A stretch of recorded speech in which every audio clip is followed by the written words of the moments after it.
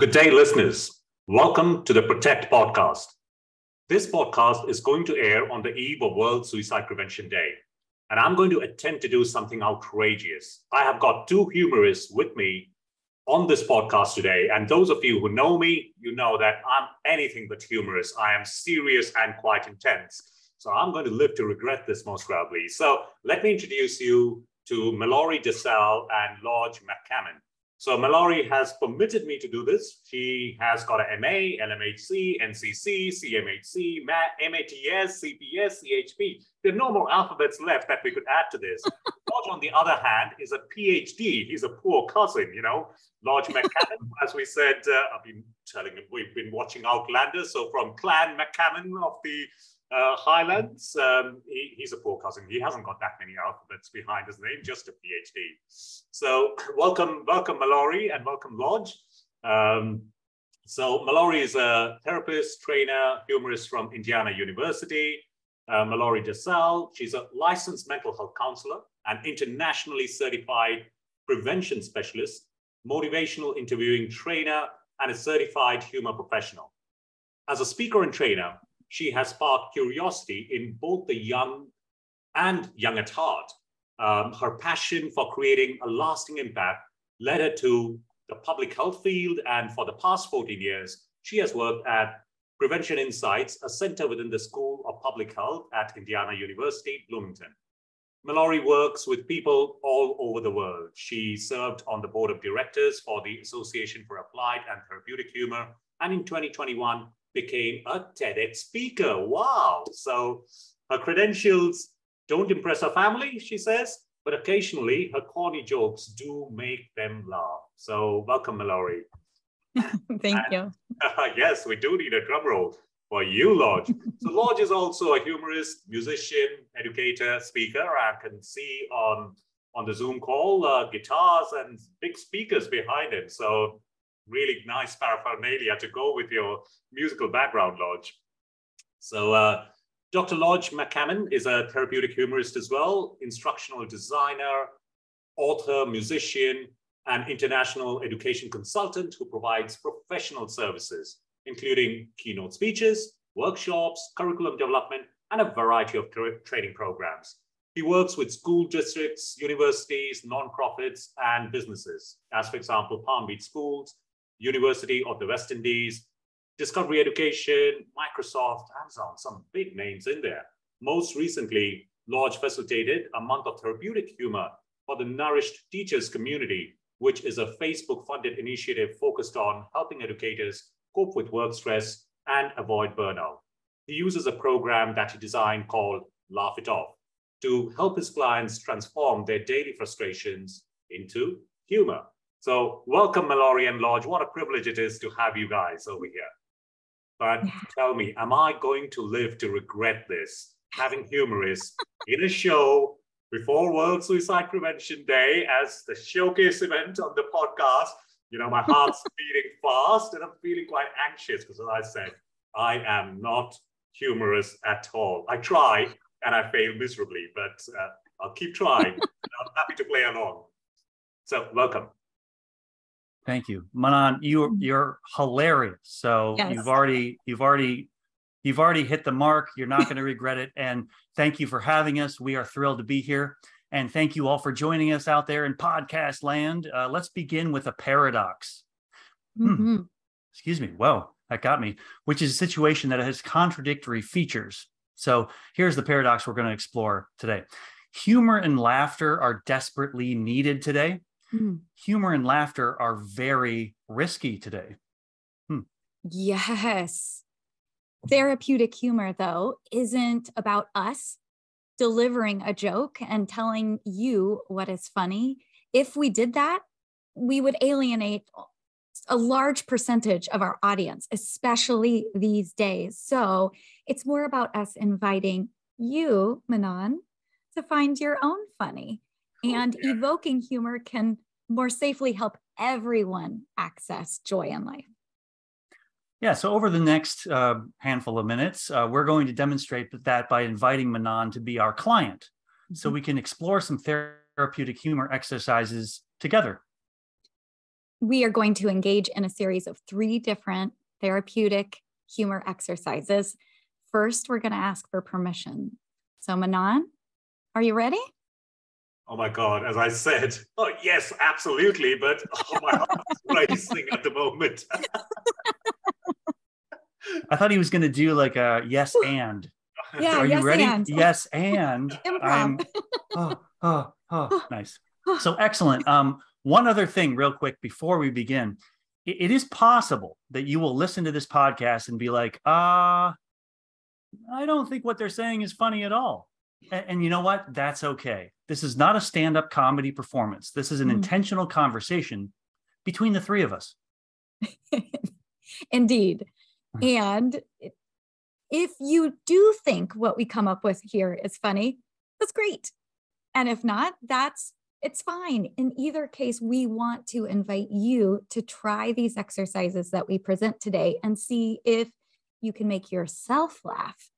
That's really what it's all about. And you know, guys, so let's jump.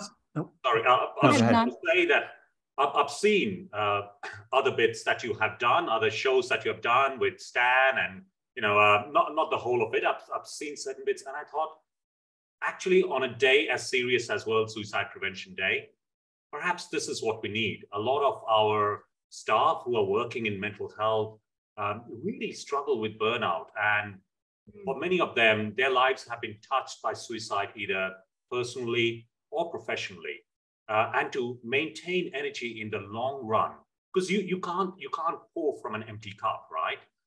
You have to have something in the cup to pour from it. And when you're working in mental health, one of the things you're doing is that you are holding hope for another person when hope is dwindling, the light is fading, or the flame is flickering, whatever metaphor works for you. And if you cannot connect with what sparks your joy or what lights your flame, what lights your fire, it's very difficult to support others. So I thought, I'll go completely rogue, instead of doing something serious for World Suicide Prevention Day. We'll go rogue, off the beaten track, and have you guys in and give something back to our listeners who could perhaps do with a bit of laughter. Most probably at my expense, I get the sense, but yes, no. Why not? Why not? No, that's wonderful. And I think that, and Manon, you can be the judge of this, and listeners out there, you can also be the judge of this, of course. But speaking personally, I'm sure Mallori has a similar response to this, or a similar perspective, that for me, humor has been probably the best way for me to fill that cup. Exactly what you're talking about. Humor is such a powerful concept. Creating humor, enjoying humor, laughter, community building, connection. These are the things, at least for me, I can't speak for anyone else, but for me, these are the things that do fill my cup and keep me from burnout and other, difficulties. I agree, Lodge. And before we go into this first exercise, what I want to just add is we are about to walk you through the how you use humor. And each of these exercises are going to give you tools that you can repeat anytime you feel that burnout. Yeah. I'd like at work, it's a high stress environment. And with COVID and all in the healthcare sector, we've been hammered over the last 2 to 3 years. One of the ways in which we have been able to get through that in that high stress environment is having a team around me who can laugh at pretty much everything. And it's a real gift. It's a real blessing. The team I have, we managed to laugh even in the most stressful thing. We managed to find something funny, and that's been our saving grace. So that's why I thought, right, let's get Mallori and Lodge over for this special podcast episode, and let's see how it goes. Worst case scenario, I will delete it all. Hope it won't happen. Fingers crossed. I say we jump in and start laughing. Let's get some punchlines going. Let's do this. I'm ready. That's wonderful. That's wonderful. And Manon, we're going to jump into the exercise here in just a moment. And it's wonderful that you have a team that laughs together and individuals who are willing to put themselves out there a little bit and willing to engage in humor. A lot of people don't have that. And because they don't have the community that's built around it, or they don't find it accessible, or what I hear quite a bit is, I'm not funny, right? I don't know how to make people laugh. I don't have the tools. I don't have the background. I don't understand how it works. So that's really what drives us, is creating incredibly accessible, low barrier strategies that you can practice daily to add that humor. Anybody can do these, right? So this is not about like becoming a professional stand-up comedian. That's really, really difficult. It takes decades. This is about what can you do right now? Yep. With your team, with yourself. So is it okay if we jump in? Absolutely. Let's go for it. Love it. Okay. So exercise 1, and these exercises build on each other. So exercise 1, we call pile-o punchlines. So punchlines are absurd statements that can add humor and diffuse tension when placed at the end of any sentence. Let's think of a simple sentence like, I've had a really difficult day. So here are some punchlines that you can throw at the end of that to diffuse the tension. So I might say, I've had a really difficult day. Now that's a spicy meatball. Okay. Wait, let me try that again. Sorry. Try it again. Now that's a spicy meatball. No, okay, that wasn't better. No. I like that better. Here's one I like. I've had a really difficult day. Don't tell Steve. Who's Steve? It doesn't matter. Okay. Doesn't matter. So I've had a really difficult day. That's why I don't mess with leeches. I don't know why that makes me laugh. But I don't know. This one makes me laugh. Maybe somewhere in your childhood, and this is the psychotherapist you messed with leeches and you had a really bad day. Okay, so maybe there may be a backstory to this, but let's not get into that. I love it. How about this one? I've had a really terrible day. I guess I won't get my deposit back. Deposit back for life. So what I really like about these like silly statements that we can add at the end of difficult statements is that it allows, if we're performing these, like sharing them in this community, it allows us, each one of us, to kind of make our own interpretation of what that means. So when Mallori said, I guess I won't get my deposit back, I immediately like, deposit back for life? How can you get a deposit? You don't give a deposit in life, so you can't get that. To me, that's funny. So it's like a little mental game, but somebody else might think of it different, like have a different interpretation of that. And that's what makes it kind of fun, is like you just choose your own meaning behind the punchline. And that's kind of what makes it interesting in a community. So now if you're listening to this right now, in podcast world, feel free to give this a try. Start making your own list. What are some things that you think are sort of goofy statements that you might tack on at the end of a difficult statement?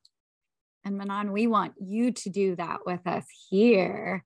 So now that you've heard some examples, share some of your punchlines, some things that you think if you add at the end of a statement, it could make it funny. Of course, Manon, there are no wrong answers. So the more absurd, silly, ridiculous, actually, the better. Comedy comes, humor comes, laughter comes largely from exploring absurdity, the incongruence in life. So the more ridiculous, the better. Also, Manon, please feel free to perform each punchline. See if you can say it in a way that adds even more humor. I don't know, just play with that. But what do you got? Tell us some of your punchlines. Okay. So you guys can see this kangaroo on my t-shirt, right? Yeah. Oh, I can say, oh, and this kangaroo came to life. It came to this. Okay. And the reason I find it funny is because, I don't know, have you ever seen kangaroos box? Like they stand up like pugilists and they actually kind of box. So, and then one of them hops away. So it's a very, very Australian thing. And you often see kangaroos in Ivermaston, which is out there outside Brisbane, where there's lots of cricket grounds. And you see all these kangaroos milling about, and then two of them will start boxing, as if suddenly they come to life. It's incredibly funny. Anyway, those who don't know, you're thinking, what Love are it. you talking about, but it's actually quite a funny site. If you haven't seen Kangaroo's Box, Google it and find out. What else? And my wife took the plane back to India. Again, it's funny in my head, but most of the others won't get it. She was away for almost a month, and actually, yes, we had our difficulties without, all the cooking that she does. But me and my kids also had a lot of fun, actually, just by herself. I don't think I'm going to get any more food now if she hears this podcast. Actually, the other day, a patient told me, "Doctor, you really need to get a life." That was quite funny. And in my head, I had this message going through, which was like in my thought bubble, "Oh, how the roles are flipped." I am the psychiatrist here, for God's sake, and there's a patient advising me. And it was actually quite genuine what the patient was saying, because I think the patient was my last patient. It was almost 8 p.m. And as he was leaving, I said, "Yeah, I am here for you, mate." Doctor, you need to get a life. You started very early, finishing at 8 p.m. The other one, which is quite funny, is I've got a team of primarily women, very high achieving, high powered women. And often they would come up to me. I've got a couple of men as well, Theo and Anoop, but often they are not there. And then I'm surrounded by all this women, and they would come up to me and say, "Are you feeling lonely? Way too much estrogen for you to handle. Way too much estrogen in this room, It's all about girl power. It's more like estrogen power drowning my whatever testosterone I have left in the mid-40s, So yeah, so that's quite funny. I'm a spoiled Indian married man. I guess that one works for me, but I'm a spoiled Indian married man. Yeah. Oh, it's a special privilege, and even if you're not married, just by being an Indian man, your mother spoils you, because you get looked after by the ladies in your life, whether that be the mother or whether that be your wife or girlfriend. Oh, by the way, you need an Indian wife or an Indian girlfriend as well. I don't think the other way it works, because to be looked after, by that I mean. Oh my God, the feminists are going to get my head. You realize that I'm going down this rabbit hole. Well, where are you leading me, Lodge? Oh, no. I mean, so the punchline about didn't the women come up with a punchline? They said, "Is there there's too much estrogen in the room for you to handle." Yeah. How are you? Yep. Are you okay? Too much estrogen for you to handle. So they're owning the punchline. I love that. Yeah, they're owning it. Yeah, that's fine. That's there was fine. a baby shower going on, and so one of my admin, Courtney, it was her baby shower, and the room was literally full of women, and I was the only one. And then Anoop Matthew Joseph was one of my clinical directors. He turned, and I just had a sigh of relief, because they were playing all these baby shower games, getting you to smell nappies and things like that, which had kind of brown colored stuff inside the nappy, and you had to guess what is it? Is this Marmite or oh, thank God. And I felt rescued when Anoop came in, and then the two of us were standing in one corner, and then Sharon comes up and said, "Are you guys okay? Too much estrogen for you to handle?" That's exactly right. What you just did here by sort of brainstorming some of these punchlines, and by adding that one that worked in that group, it helps establish a social contract in that group, that the next time you're in that group of women, you all are going to laugh when they use that punchline. And any group can come together and establish a group of punchlines like we have done here with Manon. And we all sort of agree that as Manon or Lodge or I use any of these punchlines at any time, it's an invitation for us all to laugh along, because it becomes this low barrier, safe inside joke. Right. So every time you say estrogen, it's going to make me laugh. Like you can say it right now. I will always laugh. I don't know why, but that's the social contract. That's just, that's what we have now. That's going to add more laughter to all of our lives. So give it a try. I'll show you. You know, before we do that, I'm just remembering. No, that's a good joke. That's a good broken expectation right there. Funny things going through my head. So my community director, Annie Stijinga, she is so funny. And so Annie and Sharon, so I've got two males in my group now, Theo and Anu. But before that, I was just surrounded just by women. And the kind of jokes they would crack, and they were all about periods and menstruation. And I would sit there, I will, you know, even as a brown man, I would go red in my face. And then they would crack their jokes. And then they would look at me, are you okay? Too much estrogen in this room for you to handle. That's where I might come in and ask you, are you now a spoiled Indian man? Oh my God. Because... and they keep having it, you know, because I get lunch pre-made every day. And then like yesterday, I was taking my lunch out, and Rosie, who is my nursing director from the inpatient, so she was making her own wrap and she was going to make it. And I was taking out my lunch from the refrigerator, and she said, oh, what have you got? Oh, sorry, I forgot. You don't know, because it's all pre-made for you, spoiled Indian married man. You know? Exactly. And I think we stumbled on another really good one. So I'm just thinking of one of these non sequitur punchlines, right? So here's one I heard you say, even as a brown man, I would go red in my face. You can put that at the end of anything. That would, I will fall over laughing if you add that as a punchline to literally any other thing you say. So you can write that down if you want. That was those are your words. I want credit for hearing it. You know, skin color is such a serious thing, but being able to laugh about skin color, like all the colored people, particularly Indians, you know, we are browns. So all that we want to do is we want to become fair. We want to become white. And white people are paying so much money to sunbathe and become brown. I just don't get it. Why can't people just be happy with the color that they have got? Yeah. Oh God, I'm getting into dangerous territory here, right? We should cut that out. Yeah, I'm not sure I can laugh at that one. I don't know about that. I can't. All right, yeah, you can, and we can smile. We can smile along. I can brown and go red in the face, and you guys have to laugh because that's our social contract, right? That's the deal, isn't it? That's right. Absolutely. I was just trying it out to see. Oh, do you guys laugh at that? Laugh at that race joke. Oh my God.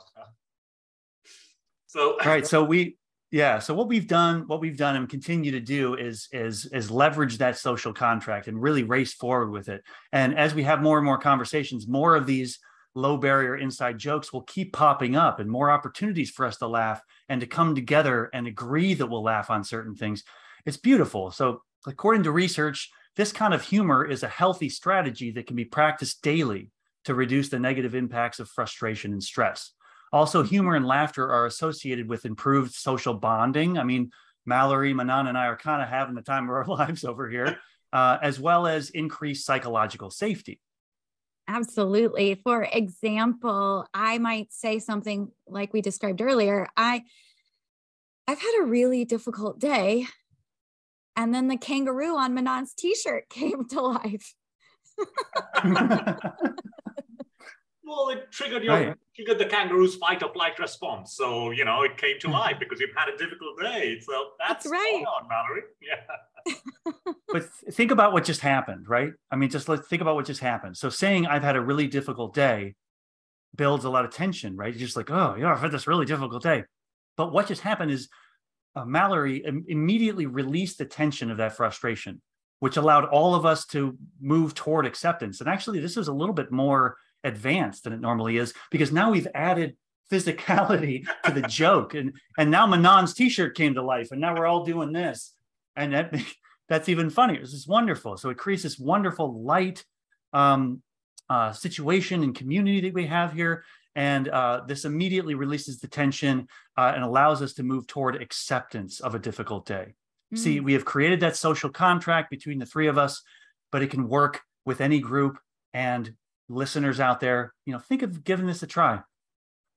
And I'm curious, Manon, after having done this exercise and thinking about your work in suicide prevention, how does this kind of process of thinking about punchlines that could be added after, any random statement, how does this sort of make you feel? And how does this relate to the work that you do? Well, to start with, my heart rate has slowed down a little bit, which is a good sign, right? So I was actually feeling quite anxious at the beginning of the podcast, thinking, where is this going to go? And just the very fact that I've been silly with you all and laughing has somehow released that tension. So, so just from an experiential point of view, I can say that I'm feeling more relaxed just by the way of laughing. And as I said, I have a group of really kind of great guys and gals, mainly gals, as I said, that I work with. And I can see this taking it into that space. And kind of we already have certain things we tend to laugh about. So it may be someone's, like, for example, we tend to laugh about the mess Sharon tends to make, right? So that's kind of already a joke going there. Her table is perhaps only messier than mine.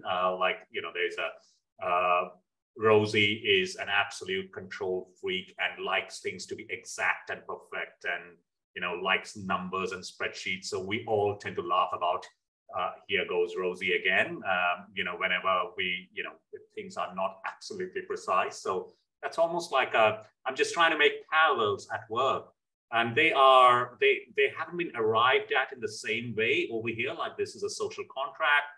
But over time, that has emerged at work. Some things that we laugh at, and it's okay to laugh, like yesterday again, was it yesterday or day before yesterday, we were talking about seclusion and restraint prevention. And I was talking about, we were in a group of 5 of us discussing in 5 years' time, we will have a book on all the work that we are doing in this space. And I was talking about, yes, it would be chaotic, it would be organic, it would be iterative, but what we will have is going to be really beautiful. And I could see Rosie sit there freezing up, thinking about the chaos, and I said, Rosie, relax, it's going to be beautiful. This book will be wonderful that will come out at the end of the journey. And we all had a laugh. And Rosie said, yes, my heart's beating fast. I'm this, to be in control and to have things lined up and for it to follow a project plan. So, and she said, yes, Manan, I have learned that working with you, that it's going to be chaotic. So yeah, there are certain social contracts that you enter into over time because you get to know your team. And can I ask you a follow-up question? Because what I'm hearing you say is everyone or many people notice something in your office, and it's sort of a quirk or something that people notice that might be different, and sort of it becomes a running joke, really sort of central to someone. And I want to highlight that is slightly different from what we've done here, where we take sort of a benign or non sequitur, unrelated thing, which creates a slightly different social contract. And I'm curious if you found anything in your office that happened that you all share, that it's not about one person or about a thing, like maybe the power went out and you were all together and you go, whoop, then the lights went out.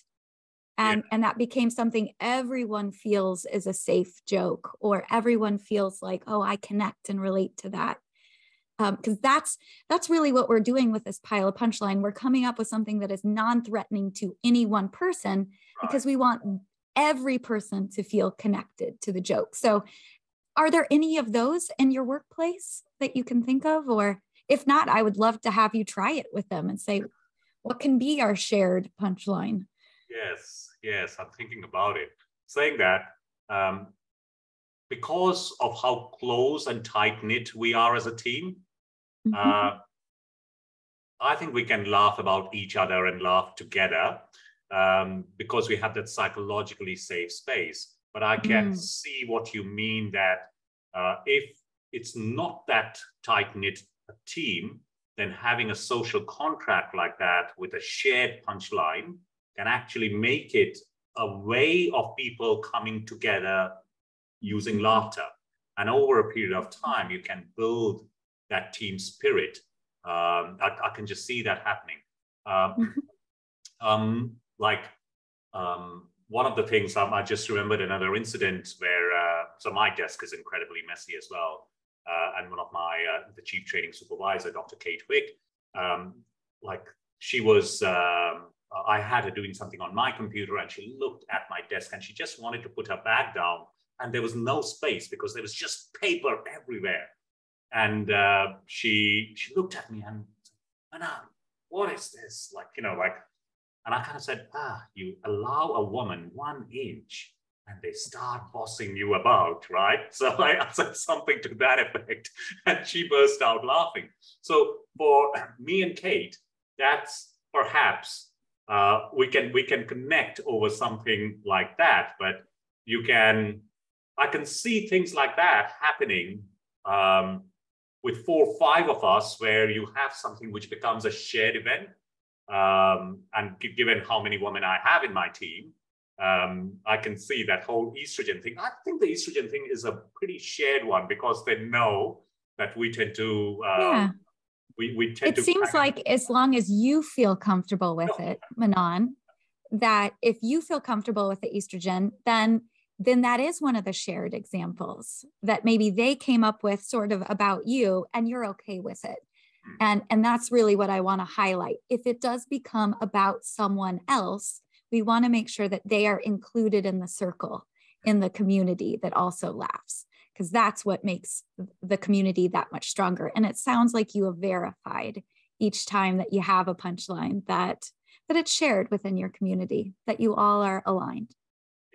Yeah. And let's this is a good time. This is a good time to revisit the paradox, actually, and to check back in with kind of the spirit of the work. Because the paradox is humor and laughter, wonderfully important, but incredibly tricky.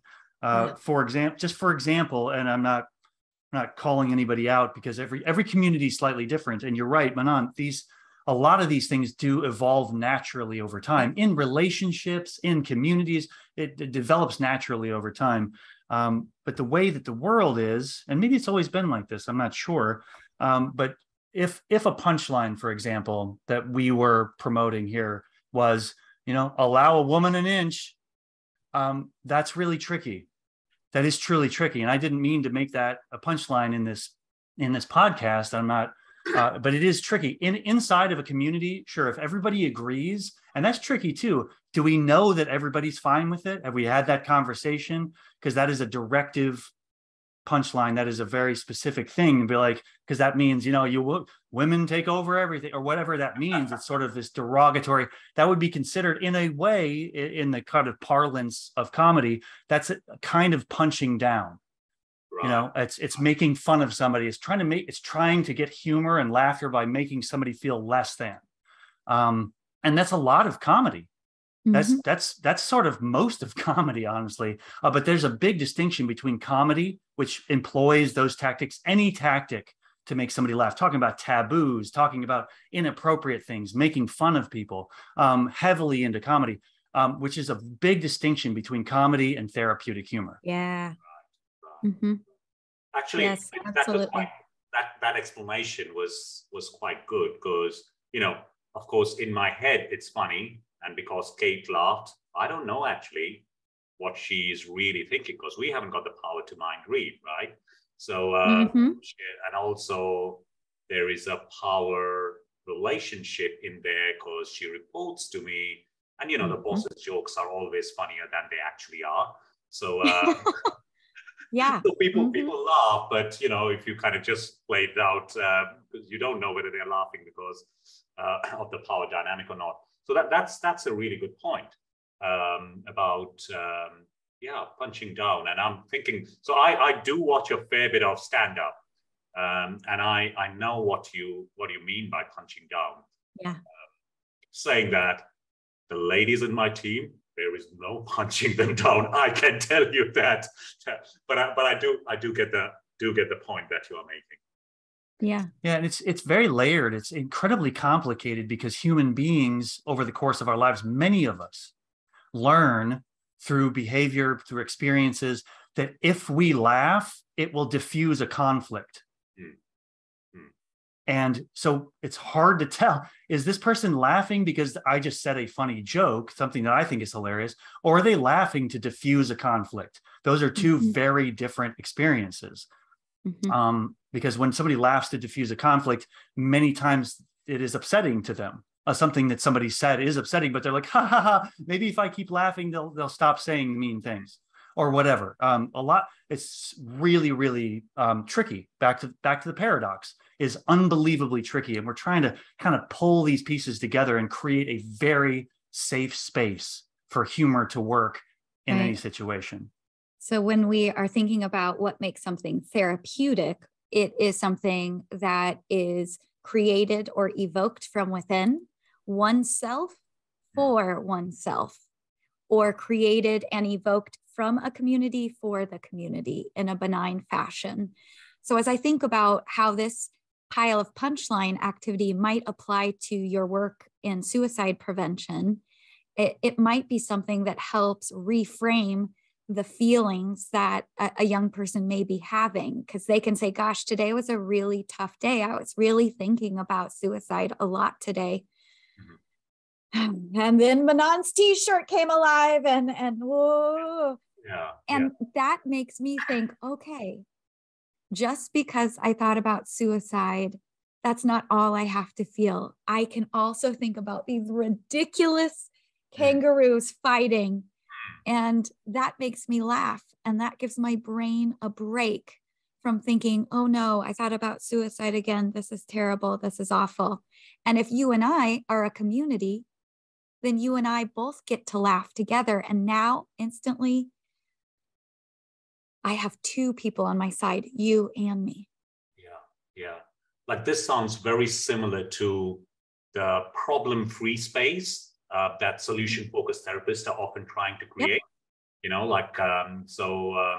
Because when someone is in suicidal distress, their mind is so trapped in the difficult situation that they're in. It's kind of almost impossible to think about an alternative reality that might exist, which is outside the current problems that the person is trapped in. But say being able to talk about once a week, this person's playing basketball, right, and shooting hoops. That's a problem-free space for that person. And sometimes when you're talking about those problem-free spaces, we find that solutions come up which are not visible when you are in that completely overwhelmed by that problem. Because it's like a book that's been stuck right into your face, right? And you can't read the book when it's stuck right into your face. But having that humor, that therapeutic humor, I can see how the book will go from the face onto the lap. So not only you can begin to read the book, you can see around the book as well. And sometimes these solutions that we are looking for are actually they're off the beaten track. So they are not in the book. And each person's psychological pain is quite idiosyncratic. It's unique to the person. And just being able to create that space, something that goes from right in your face and a little bit of distance, the ability to stand back, because together you'll manage to have a laugh about something incredibly distressing, might be able to create that space. Having said that, I think I would, to try this at work with a patient, that I must say, it sets my heart racing again. You're nervous. But I guess with any skill, you have to practice it, and you have to have the social contract with the person that is our agreed punchline to deal with this. Because we do tell people suicidal urges come as waves, right? They come as waves, they rise up, and then they go down. If we can put some time and space between myself and the urge or the means, just by making the environment safe, or just by distracting ourselves by listening to my favorite music or going for a walk. We talk about internal coping strategies quite a bit, that urge would pass. So in that, I can see that you could build humor into that conversation as an internal coping strategy as well, and creating your own psychologically free space, psychologically safe space in therapy, where you can have that social contract with a person with those punchlines as an internal coping strategy, as a way to work therapeutically, because you could just be right and amazing. So I would never have thought about this angle of how you would use therapeutic humor, because it's a paradox, right? Suicide and humor just kind of doesn't seem to go together, an oxymoron. Right, which makes it very human, because everything's a paradox. Let me run through, if I may. I just want to sort of reflect a little bit what you said. So humor seems to, in our perspective, and you said it very nicely, and I'm just sort of summarizing that humor allows or gives us permission to visit an absurd reality, like vacation in an absurd reality, because that's what we're doing with the kangaroo. That's absurdity. It doesn't really make any sense, but it's allowing us to visit an absurd reality. By visiting that absurd reality, we can take a vacation from the seriousness for even just a moment. And that leads to some kind of acceptance, and acceptance leads to those solutions that you're referring to. And without the acceptance, and without sort of some pathway of giving yourself a vacation, maybe, it's harder to get to that acceptance. It's harder to get to those solutions. So I think humor plays a nice role there. And then in terms of using it with a client, I'm reminded of Stan Steindl and a response we got from him, because he's tried some of this work with some of his clients, and it was really interesting because he let us know that he had experimented with this strategy or a similar strategy with one of his clients after the client had identified that humor and comedy was a skill set that they had. That was the door. When that opened, he said, well, what are your skills? What do you really love? And the person's like, well, I love this, and humor. And Stan's like, great. Would you be willing to try a humor-based activity? And that swung the door open, and it worked brilliantly. So if that sort of helps take the pulse down a little bit, to be like, well, that's one way to listen and look for an opportunity to try this with a client, is if they identify that this is something they're already interested in or a skill that they have. I think that's a great suggestion, Lodge, because one of the we run a number of programs, and one of the programs is called 7 Safe Steps. It's 7 conversations regarding safety, and the first conversation is what matters to me, right? So we have this entire focus in Protect, where we are trying to get professionals move away from this mindset of establishing what's the matter with you to what matters to you. Right? Because often what matters to you is at the seat of the person's psychological pain. You don't get suicidal over things that don't matter to you. Like I say, you don't get suicidal about the neighbor's dog. Well, you might, but I hope you won't. You get suicidal about the things that are really, really important to you. You know, your family, your job, your purpose in life. And when that's under attack, that's when you could get to that point where you experience suicidal distress. So if we can establish what matters to you, the what's the matter with you comes out of it automatically. So that's the first of those conversations, which is a blank page. And right in the middle of it, we have got what matters to me. And we have these kind of just simple questions, what's important to you? What's meaningful to you? What brings a smile to your face? And because often what is the source of your psychological pain is also the source of hope, right? So if the family is falling apart, family is the source of pain, but family is also the source of hope in terms of things getting back on track.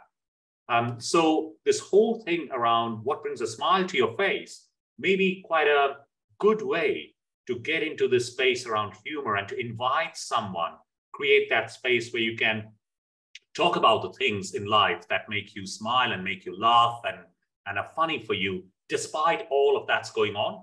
And that can be a segue into creating a few punchlines where a contract where you can laugh about particular things. Because yeah. Yeah, well, and that's values. You're actually taking us down to a place that we plan on getting to today in this podcast, where we talk about how life is full of things that we feel ambivalent about and are paradoxical, and how comedy can help us see that and realize how absurd it is that my family is the source of my pain and the source of my joy. That is ridiculous. That is absolutely absurd. I can make a joke about it, so at least I can laugh in the moment. And that's our exercise number 3. So I feel like we're getting to that. And so I think you're hearing there's lots of opportunity for us to apply humor here.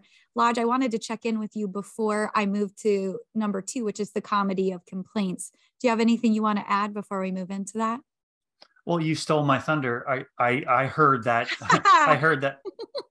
I heard that paradox as well. So let's make sure to revisit that family is the source of pain and the source of hope. What a wonderfully perfect and obviously tragic and beautiful paradox. Well, anyone who has children knows what we are talking about, right? They are the source of so much joy, so much happiness, so much pleasure. But what else? What other emotions do they bring out in you? Well, I've got 2 teenagers, right? Source of frustration, irritation, anger, make us feel scared, guilt, worried, all of those not so pleasant emotions. But will we ever swap them for anything else? I don't think so. So often what is no. Not unless you want your deposit back. Not if I want my deposit back. There you go. See, that's the punchline. that's what I'm talking about. Well, let's give this a go and we'll see what you think. And there's a couple of examples in here that might be related to that. Who knows? Okay, so let's look at exercise number 2, Manan. It is the comedy of complaints. So the comedy of complaints, we're going to ask you a couple of one-line complaints. And after writing each of these, we want you to look through your punchlines that we thought of earlier tonight and see which one sparks laughter and add it as a second line, which by doing this, it usually creates something very funny, even if the punchline is a non sequitur, which is a conclusion that doesn't logically follow the previous statement. And again, Manan, we're going to ask you to come up, write a few one-line complaints and then tack on these things. So here's an example. Let's see. With our punchlines that we presented earlier as an example, so I'm going to pull from those. So I had a really hard time falling asleep last night. That's why I don't mess with leeches. I don't know why I'm laughing, but I don't either. I don't. Because we agreed. Because we agreed. It's ridiculous. Social contract. It's absurd. I got to step out of my reality of having a very hard time sleeping, because that is a very difficult reality for me right now. I got to step out of that for a moment and visit an absurd reality where I say, that's why I don't mess with leeches. And it makes me feel good. It makes me slow my heart rate, decrease anxiety, decrease tension, exactly the things you just said, Manan. Yes. Here's an example from me. Right now, it is way too cold in my office. Mm-hmm. Don't tell Steve. Don't tell. See, it is somewhat about who is Steve? And maybe you don't really even think what I just said was funny. And that's okay. Who is this Steve, though, Mallori? It's just, I know, this poor guy.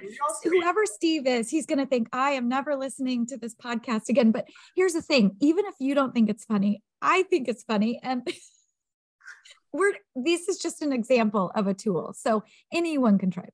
All the Steves in the world, their ears are burning. If you have unlike from your podcast after all the Steves hear it, my apologies. Just don't tell him, okay? Okay.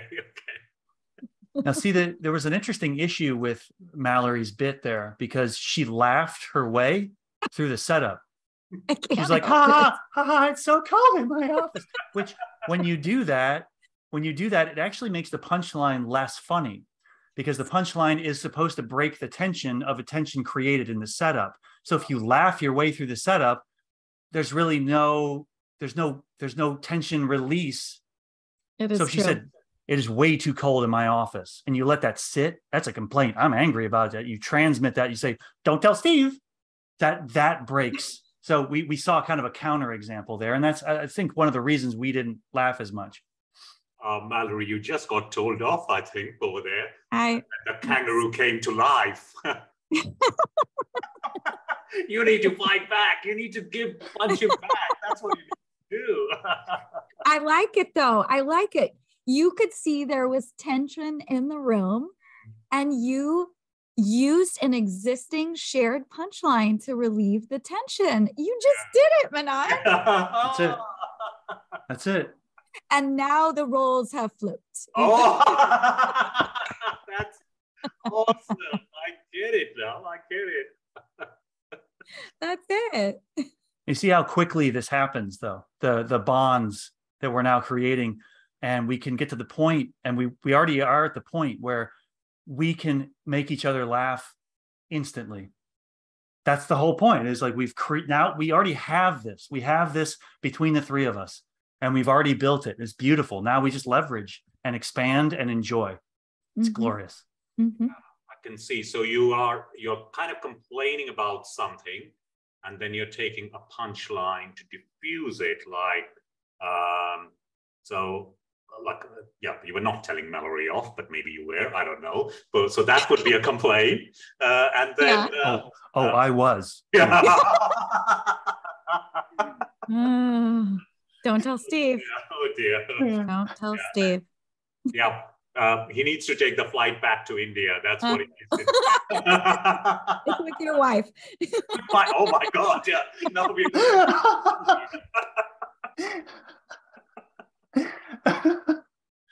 yeah. Enjoy yummy Indian food. You get it. You get it. Yeah.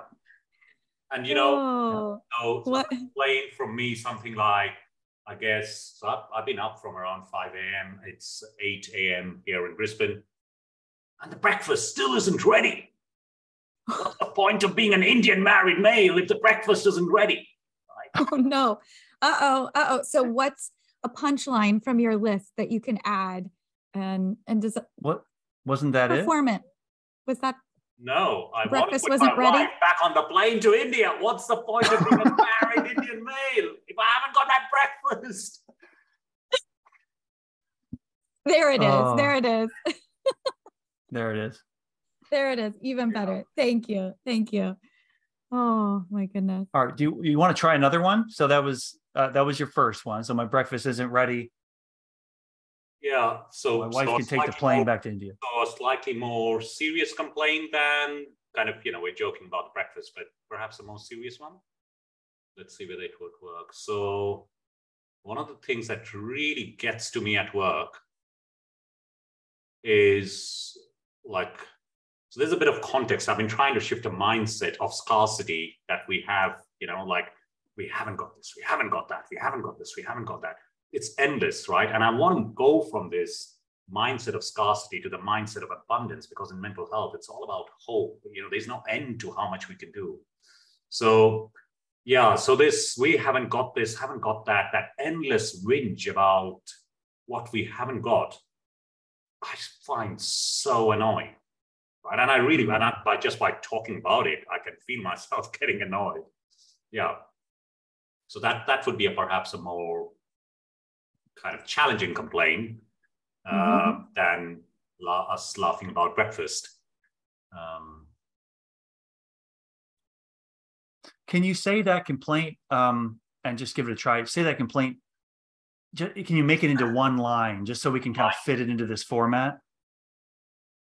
Okay, so the complaint would be something like, we haven't got this, we haven't got that, this endless whinge about what we have not got just drive me bonkers.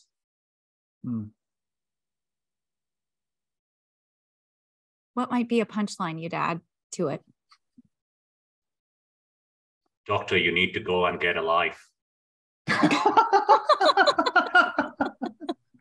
Or how the roles are flipped. So sometimes I whinge as well about the same thing. It's not as if I'm a saint, because I have my whinging moments, you know. Oh my gosh. Yeah, like we all have hippo time, right? So hippos just lie in mud and wail. We all do that. So I am as guilty of this as other people. So I'm no saint when it comes to whinging. We all have our whingy moments. So I guess, yeah, the roles have flipped, or doctor, you need to go get a life. I think both of them work well.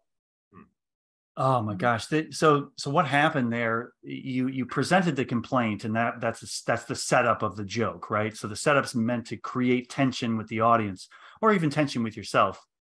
And then what you did, you presented the setup. You know, we haven't got this, we haven't got that, and you finished it and you held it. And we were all holding that tension. And then Mallori said, "Do you have a punchline?" And you held it longer, which created more tension. So when you said, "Doctor, you go get I lost it. I mean, there was so much tension built up that it almost didn't matter. And that's the whole beauty of it, is a perfect example. It almost didn't matter what punchline you chose. The way that you held that made it absolutely hysterical. Because you could even say, that's why I don't mess with the leeches, right? That's why I don't mess with leeches. Don't mess with the leeches. Because you can make that internal connection in your head that whinging is a bit like messing with leeches. You know, it's open to interpretation, and it's, yeah, I can see what Mallori was saying. You were saying right at the beginning about inventing your own funny, because it's funny in your own way. So I'm starting to get that. Yeah. Nice. Cool. Let's close this one out and hear your thoughts, and then we'll jump into the third here in just a moment. But this exercise provides a safe way to invite people in our community to be honest and vulnerable. That's really what's going on here. Think about how honest and vulnerable this has allowed us, the three of us, to be. It's kind of remarkable in just a handful of minutes. Regardless of the complaint, the social contract means that if we put a punchline at the end, we give ourselves and others permission to laugh, which can diffuse the tension built up from any complaint or frustration. And as Lodge described earlier, there's a basic setup that we just followed within humor. The setup was, we haven't got this, we haven't got that. There's this endless whinge of what we haven't, and it's so annoying. That's the setup. And then you said, "Doctor, I got to get a life," or "You got to get a life." That's the punchline. That releases all that tension. That's humor. And according to research, in addition to reducing stress, therapeutic humor can strengthen relationships, provide comfort, fight depression, reverse negative thinking, and challenge unproductive, preconceived ideas. So we've done a couple of exercises here, Manon. And again, I'm going to circle back and say, gosh, you have now felt the shift, I imagine, in our relationship. You have felt how now we have just sort of a different level of intimacy. And we did it by doing intentional exercises about humor, not about suicide or about mental health, but we just did it by building connection through laughter. And I'm curious, does that spark any thoughts for how this might be useful in the field of suicide prevention? Yeah, like before that, I'm just thinking that I was just running through the punchlines. I was thinking every single punchline works for that situation, because you know, and the kangaroo comes to life again, you know, like, so that, you know, you can do that, or, you know, the whinging, and you can have that bit around, but don't tell Steve, you know, like, like all of those punchlines, and they all, because they all have private meaning in that group. So, put my wife back on the plane to India. Like, I am not getting with Steve. With Steve. With Steve. Yes. And maybe that kangaroo while you're at it. Put them all on the plane. Yeah. So your wife, the kangaroo, and Steve. Yeah. Yes, all of them. So ain't that a spicy meatball? Hey. Ain't that a spicy meatball? Excuse me. Sorry. Yeah, like all of them, all of those ones. Yeah, like I just I'm actually quite blown away by how simple the method is, how little time we have spent. And, we talk in psychotherapy and in psychiatry about rapport, right? Rapport with a person. And you feel the rapport in your room. When the rapport is shallow, you feel it. You feel it in your body. When the rapport deepens, you feel it. It's something. And you use the word how intimate we have got. And in kind of clinical terms, it's rapport, isn't it? It's rapport. And I'd love to put some explanation to that a little bit, Manon, because what we just did here, even though we're not in the same room physically, as we increase the oxytocin within our brain by laughing. And of course, oxytocin, for folks that are listening, this is a neurotransmitter that directly communicates in a way that we can feel love and acceptance and trust. There is research that shows that people that laugh together are more likely to trust one another. And we also are increasing serotonin, which again is that neurotransmitter that increases the feeling of wellness. In suicide prevention, typically people ache from their emotional pain. A little serotonin helps them feel truly more alive in some ways. So they feel like they can trust you more, they're more alive. And then there's dopamine. That's my favorite one. Dopamine is super, super dope because it helps us have fun and enjoy. And further, remember, dopamine is actually the neurotransmitter that helps us lock things in. So if they remember when they see you, Manon, when they come in, they might be sad, but they know Manon is trustworthy. I remember that I feel good when I'm there and I have a good time. They're going to look forward to the visits instead of no show, or they're going to at the very least anticipate feeling good when they're with you. And that's very powerful. Mallori, I've just thought of another punchline, and I think this is going to be mine. I'm going to take this. Can't wait. So, oxytocin is so much better than estrogen. Oh no! Both are female hormones because breastfeeding mothers produce oxytocin. That's right. Oxytocin is involved in it. It's the hormone of nurture, and So and you're right. You kind of when you have trust, and oxytocin creates that trust and strong attachment relationships, and that's so important at work. Being able to know that the other person, your coworker, has got your back. So it's so important. And when you can laugh together, if you're creating oxytocin, any day, I'll take oxytocin if I have to take a female hormone over estrogen. Oxytocin over estrogen any day. So. Same here, frankly. Thank you very much. And I'm just representing the ladies in the crowd. Same Z's. I'll take oxytocin any day. Yeah. Wonderful. Wonderful. It does make sense when you put it like that in terms of neurotransmitters and what it releases in our body. Laughter, oxytocin, creating trust. And trust is the foundation of relational safety. In suicide prevention, we kind of endlessly go on about how feeling heard and feeling validated by a fellow human being is healing in its own right. It is so much more better than any form-filling exercise that you can engage in, that a risk screen or a risk assessment. Actually feeling heard and feeling validated. Being able to tell yourself, yes, another person gets me, and I trust this person with my psychological pain. I've allowed them into my circle of trust. And oxytocin could be that almost that golden thread that kind of puts that circle together, right? That circle of trust that you have created with another person. You can't. It also reduces cortisol, Manon. So laughter also reduces cortisol, which is the other chemical that is high with depression and anxiety. So you're reducing the less positive neurotransmitter and you're boosting the more pleasurable and helpful neurotransmitters. So it's a chemical cocktail that really helps the client out and you too when you're with them. Yeah, but you are just full of punchlines over there, dopamine, not dope. You know, like that would be another line. Did you think that was funny? I'm so glad. I don't think he likes wordplay. He's putting his thumbs down. I think that's awful.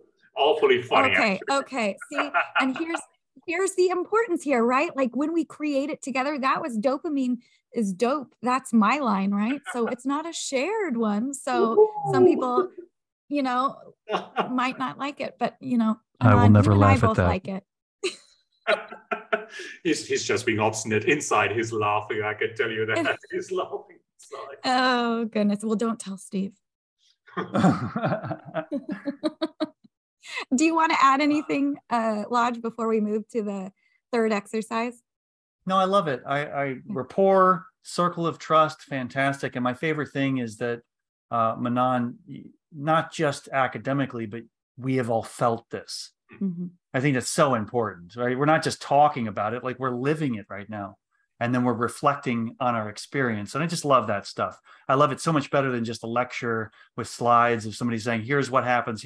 But like, we're living this right now. And it's amazing. That's why it's so powerful.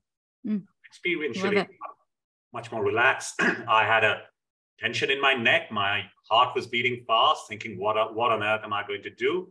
And I'm completely relaxed. You know, I'm experiencing it in the moment. So that's great. Living it, seeing it is believing it, I guess, feeling it is believing it as well, that how much tension it has taken out. Yeah. Stunning. Well, let's try our exercise 3. This one is exactly what we were aiming towards earlier, the comedy of contradictions. And we, as you know, Manon, we find ourselves in an endless series of paradoxes, double binds or ambivalences, contradictions, which of course, these are situations in our life that combine contradictory issues. And it's not really about us judging which side of this paradox is right or wrong. It's about acknowledging that our lives are replete with these double binds and then doing the work to accept that both sides can exist together. You know, it's actually really difficult to accept an internal contradiction. And let's pull this one in here. For example, my family is my source of pain. Mm-hmm. My family is my source of hope. Mm-hmm. Oof. You know, many of us want to think that there are right and wrong ways to be, and we effectively convince ourselves that half of our feelings are wrong because they contradict with how we think we should be. For example, I might say, you know, me even saying family is my source of pain, I might say, how dare I even think that? Oh my gosh, what's wrong with me? I should never feel like that. Right? I mean, it's brutal. We brutalize ourselves, and that negative self-talk can put and keep me in a cycle of discontent. Mm-hmm. So one of the best ways to practice acceptance with these ambivalences is to write them down and then add a punchline. Our family is the source of all of my pain. My family is the source of all of my hope. And then the kangaroo on Manon's t-shirt came alive.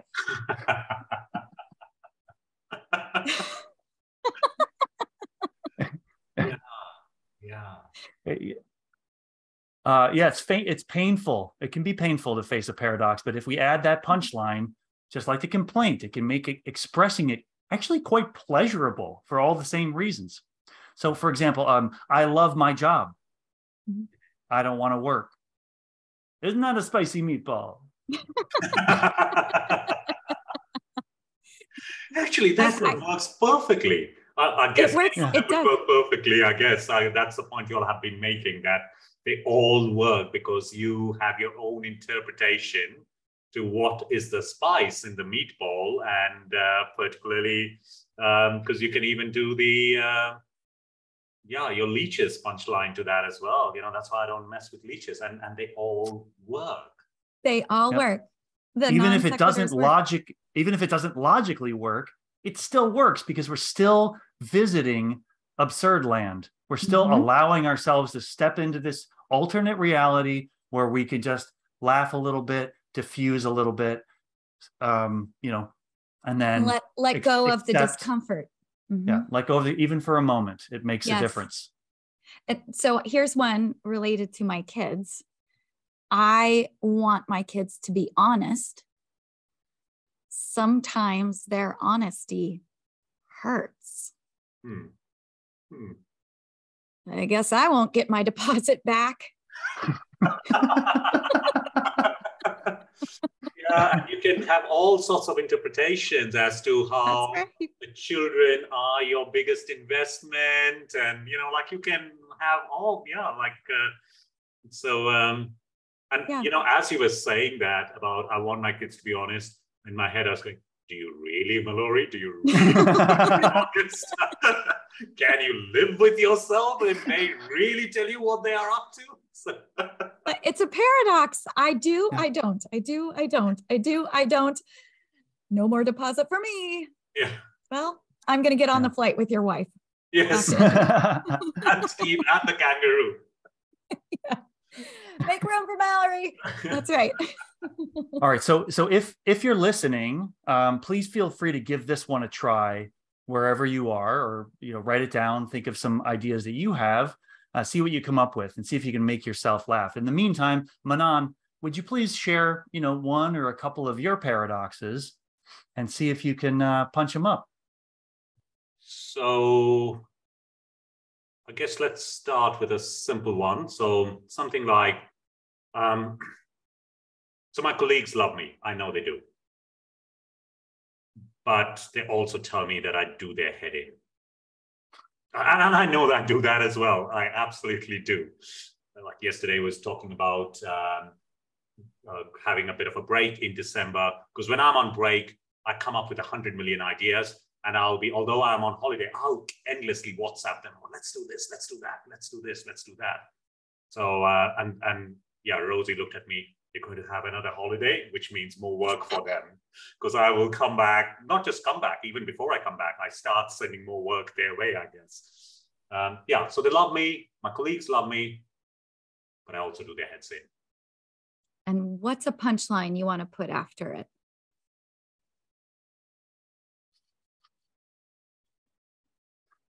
Go ahead and perform it once you think of it. So my colleagues love me. They tell me I do their heads in.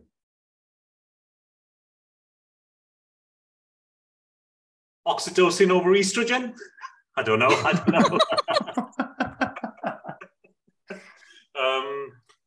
No, actually, sure. I would want to put my colleagues on the plane with my wife back to that works better. Put them on the plane. Why do you head in? Oh. Your wife, your colleagues, the kangaroo, Steve, everybody get out of here. Kangaroo's coming to life. I've been on holiday. Back to life. Punch it up. Punch it up. Colleagues love me. They tell me I do their heads in. Boy, this kangaroo is coming to life. All right, do another one. Give us another one. I think the other one that I often think of, this is another Indian thing. So I call my parents every day, right? It's something I do. So I'm here in Australia, they're in India. Sometimes they would say, "Can we have a bit of space, please?" But anyway, so I call my parents every day, and I kind of they're wonderful, and I love talking to them. But you know what happens when my dad's in his 80s, my mom's late 70s. So because I'm the only doctor in the family, they endlessly complain about health problems. Mm-hmm. And oh my God, and I've had a whole day of listening to people who have been sad and depressed. And the last thing I want to do is to listen to more sadness and more problems, right? Because I've had a full day's work. And so in my head, I go, I want to talk to them. I don't want to talk to them. I want to talk to them. I don't want to talk to them. Right? Yep. I want to talk to them. So? Oh, how the roles have flipped. That's a good one. That's about my time. I had my problems and my parents were supporting me, and now it's the other way around. I guess as people grow older, they become children. So the roles have flipped. Mm-hmm. Yeah, so I guess that's why the roles are flipped. How Yeah. Parents become your own children. Beautiful. Yeah. That's a good one. And that actually makes a lot of sense. I mean, that's sort of like a sensical statement, which is interesting because you established it ahead of time, oh, how the roles have flipped. I don't think normally we would laugh at that because it makes such sense. But because we've established it ahead of time, we still enjoy to laugh. Mm-hmm. That's fascinating too. Yeah. Do you want to try one more? Yeah. So let's go for something a bit more intense, shall we? So something to do with which we might relate to suicide prevention. So my life is meaningful because I support people in suicidal distress, right? So that's what I do. This is my passion. This is my purpose in life. So my life is meaningful because I support people in suicidal distress. At times, it does make me feel hopeless too. You know, my life is meaningful because I support people in suicidal distress. At times, it makes me feel hopeless. I guess I need to put my wife back on the plane to get some hope back, eh? I am not getting any breakfast today. I can tell you that. Or on the 9th, when this airs on the eve of the next day. I hope your wife says, that's a spicy meatball, Manan. I need your spicy meatball. Oh, my God. Yes. Yes. You should never laugh at your wife's expense. This is going to be the moral of this podcast when this airs. You know, I will be going hungry, I'll be starving, and I'll need to go. And she will put you on the plane back to India. She will put me on the plane to India. Your mom can feed you now. Yes. And the kangaroo will come to life. That's right. Oh my gosh. Amazing. I mean, that paradox that you presented, I think the three of us really felt that. And then just such a huge wave of oxytocin, laughter, and dopamine. Just, I mean, I almost fell out of my chair. I don't know if you saw that. It was pretty impressive what I did. I didn't want to draw attention to what I'm doing, but I almost fell out of my chair. That was so funny. So, but you know, it is true though, because those who work in suicide prevention, that's what gives their life meaning, right? So we have this goal, and it's a particular goal to reiterate on World Suicide Prevention Day. We want to touch at Progress Guide 10 million lives by 2040. 10 million lives by 2040. Yeah. That's what we want to touch. That's our goal. That gives us purpose. But when you're talking to people in suicidal distress all day long, right? Sometimes you yourself can begin to lose hope. And you are meant to carry hope for other people. You're meant to carry hope for other people. And if you begin to lose touch with hope, what do you do? And I'm starting to feel that laughter has a large part to play in that. You know, my brother is a banker, and in my head, I have this metaphor of they count money all the time, right? They deal with money all the time, but none of it is theirs, right? None of it is theirs. So you're carrying hope for other people. It may be a strange metaphor that I came up with, but you know, you're carrying hope for other people, but none of it is yours. Where is your hope? Where do you get that sustenance? And you get hope from seeing other people regain their hope. And that's what kind of keeps us going. I think on World Suicide Prevention Day, one of the things I want to reiterate to all our listeners, those who are working in health, mental health, social care, primary care, those who are supporting people in suicidal distress. And I don't know whether you'll have been inside an old lighthouse. You know, an old lighthouse has a tiny little beacon inside it. And it's surrounded by mirrors. These mirrors kind of catch the light, they magnify the light, and the light can be seen for miles. So there's a tiny beacon, and then it's these mirrors. So people who are working in healthcare, people who are working with people in suicidal distress, they are like these mirrors. They reflect the light back to the person. They help the person grow. And for me, I take tremendous solace in the fact that when the light inside someone, which was dwindling, has grown so much that others can see it again, my place in their life has ceased, right? So I can retreat, and that life can, and that light of life can be seen for miles and miles and miles.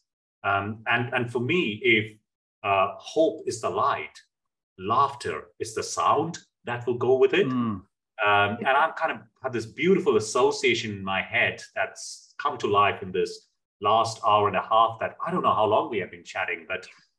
And I want to add to it even more, Manan, because there's this beautiful thing actually called mirror neurons yes. that happen when we laugh, that your laughter hits my mirror neurons and it gives me the power of laughter and joy as well. And then my laughter then bounces off of your mirror neurons and they say, I want some more. So very much we are the mirrors of the joy that comes from this laughter. Laughter is the sound of the joy, and the mirror neurons are exactly the mirror that you're talking about. We are the lighthouse when we invite this humor. Yes, you're creating that safe space where you can. And, you know, it's, as you kind of said, that's why laughter, joy, that's so infectious, right? If you're, you know, mirror neurons. It's mirror neurons. You kind of, it automatically, and even if you maybe this would be my recommendation to people who are listening to this podcast on World Suicide Prevention Day, just walk around, wherever you're walking around, walk with half a smile on your face, right? Just half a smile. I know places where we are not wearing masks at the moment, half a smile. And you will start getting smiles back. And your smile will grow bigger and bigger. And it's mirror neurons. You're right, Mallori. Yeah. Because it's automatic. You see someone walking by, you don't know them. It's like your punchlines, which don't make any sense. Walking by, you just eye to eye, half a smile, and you will start getting smiles back. And kind of smiles, laughters, hope. It creates hope. And that is the antidote to distress that people feel, suicidal distress, when kind of life doesn't worth living. Well, and if I can just add a teeny quick story that I have been given permission to share, that when my son came to me sharing that he did have thoughts of suicide, Manan, we used humor as his way of communicating his level of sadness and joyfulness.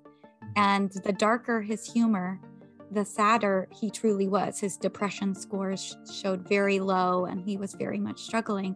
But as soon as we got him to his first counseling appointment and got him the care he needed, he sent me the most hilarious, uplifting meme. And so humor became our evaluation tool as a way of deciding is how much hope is there, how much light is there. And so it's continued to be a communication skill that has helped him seek hope and light. So thank you, he's doing great. For disclosing that with our audience. And that's incredibly powerful. You know, personal narratives are incredibly powerful to be, to show others how actually humor can help. And even when we are talking about suicidal distress, and you're kind of talking not just as a professional, but from your personal experience as well, from your own life story. And as a mother, that must be, you know, I feel that I can deal with whatever life throws at me, but if it's anything to do with my children, I find that very, very tough to deal with. So I'm not in your shoes, and I don't know how you would have got through that place, but to find something, to find a common ground over which you can still connect, because people who are struggling with depression or anxiety, they begin to isolate themselves, they cut themselves off from the world. So to find a place through which you can get through sounds like another golden thread, humor as the golden thread, which makes that relationship strong through a difficult time, through those storms, that the lighthouse is helping you, you know, get through those choppy waters and those stormy seas. Exactly. Yeah. Thank you for that. No, thank you for sharing. Yeah, and you can see that even in sharing that story, that there is ambivalence with anyone thinking about coming forward with telling someone that they're thinking about suicide. Many people, when they're thinking about it, they, on one hand, I'm thinking about it. On one hand, I don't want anyone to know that I'm thinking about it. And we don't want to ignore that suicide is a serious topic, and humor is not a solution. It is one resource that can help in creating comfort to talk about challenging things, as we talked about here with the Comedy of Contradictions. Really what we're saying is this creates that safe space so that someone can speak comfortably and honestly and get the help that they need. Yeah. Like, I'm just reflecting and thinking that, yes, we have laughed a lot, but it's been incredibly moving as well, so again, that's a contradiction as well, quite heavy emotions as well as quite light emotions, both at the same time, and they can coexist together. And we talk a lot about this for people in suicidal distress, where they are on their own hill and they look at life and they think life equates to more pain, right? Our offer of life, we want to drag them over to our hill. So we have taken a position of living. They have taken a position of dying. For them, my offer of life equates to more pain because life is so painful. They're looking at as life as the problem and suicide as the solution. We as professionals see suicide as the problem and the life as solution. And somehow we have to dig deep and understand, where is that position of death coming from, right? They have taken up that position of death. We can get into a power struggle and try and pull them over to our own hill. But yes, the reality is that only one person can win that power struggle, and that is a person in so much pain that they're thinking about taking their life as a way of ending it all. And if we can begin to see that their position of dying comes from their interest to escape the entrapment of life at the moment, and really their need is help me be pain-free. They want to be pain-free. That's what they're screaming out for. And me as a professional, my interest is to explain alternatives, right? Explain alternatives to this. And I want to help you be pain-free. That's my need as a professional, to have purpose and meaning in my life. I want to help you be pain-free. And somehow, through humor, you can find that common ground and be able to show this person, we have common ground. You want to be pain-free. I want to help you be pain-free. So without getting into a power struggle, creating a third space where the two of you are together, right? And I know it's a fairly nuanced skill and something that I would love to continue to work with the two of you over, as to how do we create that common space where, that common ground. And you can take it to any conflict, because as human beings, we fundamentally want the same things from life. And inside the mind of someone in suicidal distress, you have that endless tension between reasons for living and reasons for dying. That's that battle that's going on. And we want to make the reasons for living stronger and kind of detract for the reasons for dying by chipping away at the pain or improving their tolerance to pain. And humor could be one of the ways in which not only do you improve their tolerance to pain, but you begin to chip away at the problems as such, because you create that problem-free space in which you can think better, you can think clearer, you can find alternative solutions. And that's what I've been hearing in conversation with you all, how you can create that space in which you can find these solutions. Yeah. I'm aware that we have been chatting for a very long time. I thought we will have a short podcast, short and sharp, something with humor and wit and things like that. And we have ended up talking about things that are actually quite deep and heavy, but at the same time, meaningful and purposeful. Like Mallori and Lodge, I'm aware of your time as well, and it's evening over there. And you'll have families to go get to, I guess, and cook the dinner. And if our audience were interested in how they can get the two of you to come and work with them, so that you guys can show them the techniques and strategies, those that we have been experientially kind of going through today, how would they go about it? Sure. Real quick, before I launch into that, I would like to, Manan, I'd like you to share your funniest moment from the past hour and however long it's been. So kind of think of your funniest moment and re-share that with us so we can kind of end with a laugh, to make us laugh a little bit. So process that a little bit. The second thing is, in terms of continuing the conversation, I think Mallori and I would love to do, so there's sort of a part 2 to this. Actually, there's multiple parts, but we would love to engage in part 2 of this at some point soon, so we can continue this conversation, because it has been illuminating and wonderful. So if you're interested in that, and for all y'all listening out there, if you're interested in getting us to come work with you or have a conversation, you can contact Mallori through her website, which is MalloriDeSalle.com, or contact me through my website. It's lodgemccammon.com. We would absolutely love to work with you or have a discussion. Yeah. So we'd love to hear your funniest moment, because we're so grateful. We've had so much fun. Yeah, and I would recommend all our listeners to get in touch with Mallori and Lodge, as not just because they are absolutely hilarious, but this is meaningful stuff. Those of us who are working in mental health, we know it's like, this is not a sprint, it's a marathon. And every day you come in, there are more people to support. It's endless. And you have to find a way to keep refilling your cup. You can't pour from an empty cup.